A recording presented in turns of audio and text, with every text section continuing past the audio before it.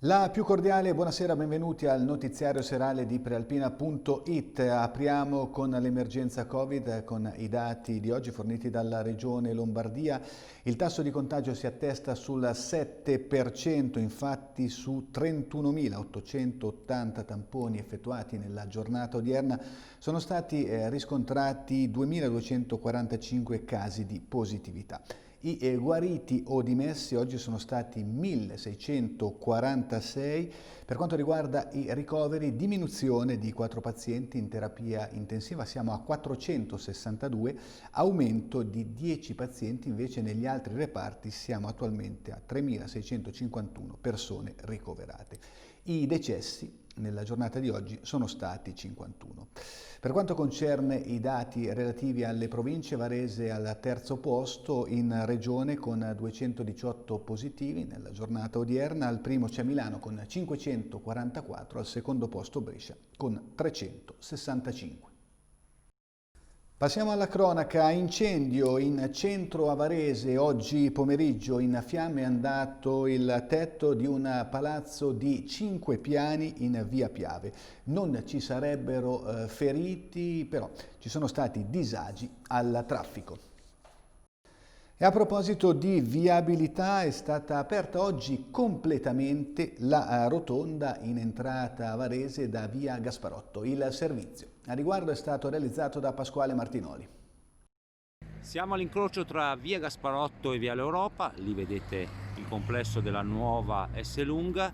Ebbene, oggi è stata aperta completamente la prima rotonda che è stata realizzata nell'ambito del progetto viabilistico che riguarda appunto il comparto.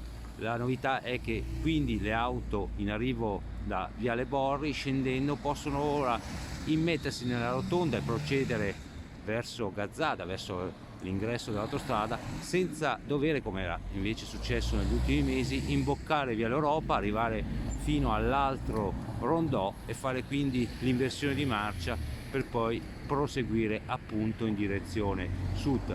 Stamattina è stata posata la segnaletica, la vedete lì, e quindi ora è stato aperto completamente questo rondò, il primo. Il secondo, poco più avanti, è ancora in costruzione.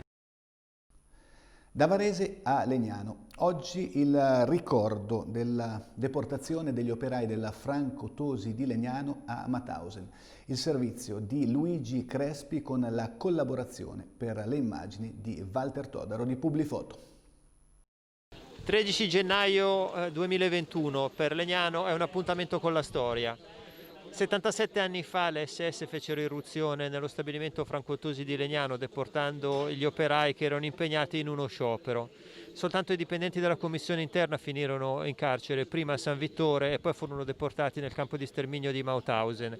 Uno soltanto di loro fece ritorno, morì pochi mesi dopo per le sofferenze patite durante la terribile detenzione. Per Legnano storicamente questo è un momento per fare il punto, per ricordare il passato ma anche per pensare al futuro, tenendo ben presente le sfide del presente. Di questo hanno parlato oggi il presidente di ANPI, Primo Minelli, e il sindaco di Legnano Lorenzo Radice in una cerimonia tutta diversa, perché per la prima volta svolta all'esterno della fabbrica per rispettare le regole per il contenimento della pandemia. Le sfide per il futuro sono ancora ben presenti, la prima di tutte è proprio quella contro il virus. Anche qui, come 77 anni fa, è indispensabile l'impegno di ciascuno per una responsabilità collettiva. Concludiamo con lo sport, pallavolo, campionato di A1 femminile alle 18. È iniziata la partita interna della Wiba Busto Arsizio contro Chieri. Su questo match ampi servizi sia su Prealpina.it questa sera e domani sull'edizione cartacea della Prealpina. Bene, era questa l'ultima notizia, grazie per essere stati con noi, buona serata, l'appuntamento con il notiziario di Prealpina.it torna domani.